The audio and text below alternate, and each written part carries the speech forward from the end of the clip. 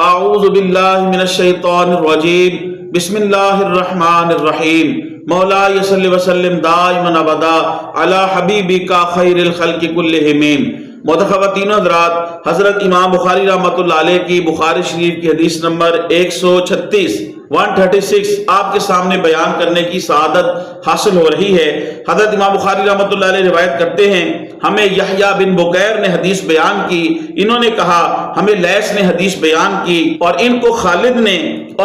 نے سعید بن ابو ہلال سے، اور انہوں نے نعیم مجمر سے، انہوں نے کہا کہ میں حضرت ابو ہریرہ رضی اللہ تعالی عنہ کے ساتھ مسجد کی چھت پر چڑھا۔ حضرت ابو ہریرہ رضی اللہ تعالی عنہ نے وضو کیا، پھر کہا بے شک میں نے نبی کریم صلی اللہ تعالی علیہ وسلم کو یہ فرماتے ہوئے سنا، بے شک میری امت کو وضو کے آثار کی وجہ سے قیامت کے دن غرہ محجلین کہہ کر پکارا جائے گا۔ تم میں سے جو شخص اپنی سفیدی کو طول دینا چاہے سو وہ ایسا کرے۔ خواتین و حضرات، اس حدیث شریف کو نعیم مجمر انہوں نے بیان کیا۔ مجمر حضرت نعیم کی طرف نسبت جو ہے ان کے والد کی طرف سے ہے۔ ان کے والد جو ہے وہ حرم شریف کے اندر لوبان خوشبو سلگا کے اس طرح مسجد شریف کو، حرم شریف کو خوشبودار کیا کرتے تھے، جیسا کہ آج بھی حرمین شریفین کے اندر جو ہے وہ خوشبو سلگائی جاتی ہے، جس سے فضا معطر ہو جاتی ہے۔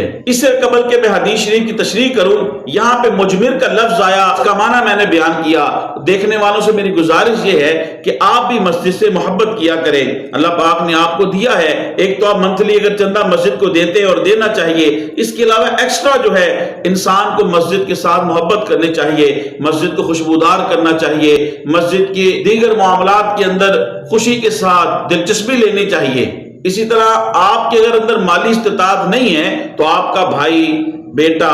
بھانجا، بھتیجا، دوست، کوئی بندہ یو کے، U S A, Germany, Canada, Australia یا کسی بھی خوشحال ملک کے اندر گیا ہے اور وہ خوشحال ہے مالی طور پہ، تو اسے ترغیب دلانی چاہیے کہ ہمارے علاقے کی یہ مسجد ہے، ہمارے علاقے کی مسجد کے امام و خطیب ہیں، ان کی خدمت کریں، ان کی دینی معاملات کے اندر ان کے معاون بنیں، تو یہ ترغیب دلانی چاہیے۔ تو نعیم مجمر کہتے ہیں کہ میں سیدنا ابو ہریرہ رضی اللہ تعالی عنہ کے ساتھ مسجد کی چھت پہ چڑھا، سیدنا ابو ہریرہ رضی اللہ تعالی عنہ نے وضو کیا۔ یہاں پہ محدثین نے فرمایا کہ مسجد کی چھت کے اوپر وضو کرنا جائز ہے، لیکن یہ ایک بات یاد رکھے کہ رطوبت اور لعاب جو ہے یہ مسجد میں نہیں پھینکنا،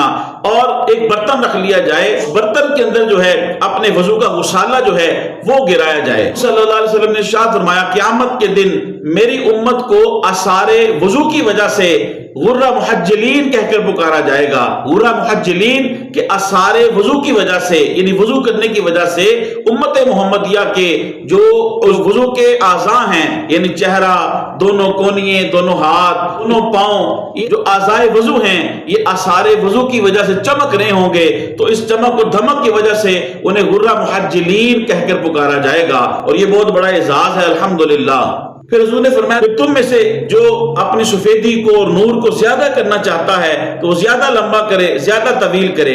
اب سفیدی کو طول دینا، اس میں بھی محدثین نے کلام کیا ہے۔ اگر کوئی بندہ وضو کرتے ہوئے ایک مرتبہ دھویا اور اس نے ایک مرتبہ دھونے کے اندر ہی اپنے کونیوں سے زیادہ دھو لیا اور ٹخنوں سے اوپر پاؤں دھو لیے، یا دوسری مرتبہ دھو رہا ہے اور دوسری مرتبہ دھونے میں اپنی کونیوں سے اوپر دھو لیا، ٹخنوں سے اوپر دھو لیا، تو یہ بھی جائز ہے، کیونکہ بعض اہل علم نے یہ فرمایا کہ اس طرح کرنا جائز نہیں، اور وہ دلیل یہ پیش کرتے ہیں کہ پیارے نبی صلی اللہ علیہ وسلم نے وضو فرمایا ہر اعضاء کو 3 مرتبہ دھونے کے بعد، پھر حضور نے ارشاد جس نے اس حد سے تجاوز کیا اس نے ظلم کیا۔ شیخ الحدیث علامہ غلام رسول سعیدی صاحب رحمت اللہ علیہ آپ اپنی بخاری شریف کی شرح کے اندر اس کا جواب ارشاد فرماتے ہیں کہ حضور کے فرمان کا مقصد یہ ہے، کیونکہ حضور کے فرمان کا مقصد عدد میں زیادتی اور کمی ہے، یعنی جو 3 بار سے زائد دھونے کو سنت سمجھے یہ منع ہے، یہاں 3 بار سے کم دھونے کو سنت خیال نہ کرے۔ حالانکہ حضور نے 3 بار سے کم بھی اعضاء کو دھویا ہے، 1 مرتبہ بھی دھویا ہے،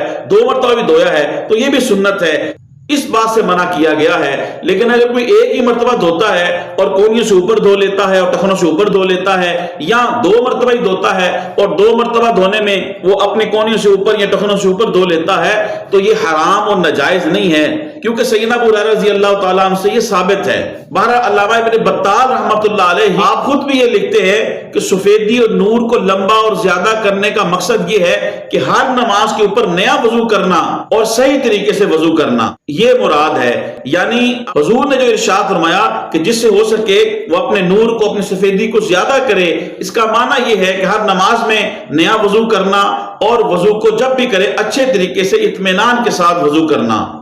ایک وضو کے ساتھ کئی نمازیں پڑھی جا سکتی ہیں، یہ نبی کریم صلی اللہ علیہ وسلم سے ثابت ہے، لیکن ہر نماز کے اوپر نیا وضو کر لینا، سبحان اللہ، یہ نور علی نور ہے، اور بالخصوص ایسی جگہ پہ جہاں پہ پانی کی کوئی قلت نہ ہو۔ خواتین و حضرات، تبلیغ دین کی نیت سے حدیث شریف کے اس درس کو زیادہ سے زیادہ لوگوں تک پہنچانے کے لیے میرے اس ویڈیو کو زیادہ سے زیادہ شیئر کریں، میرے یوٹیوب اسلامی چینل کو سبسکرائب فرمائیں، یوٹیوب پہ کمنٹس کریں، لائک کریں، بیل آئیکن کو ضرور پریس کریں تاکہ ہر آنے والی ویڈیو آپ کو مل سکے۔ اللہ پاک آپ کو جزائے خیر دے۔ السلام علیکم ورحمۃ اللہ وبرکاتہ۔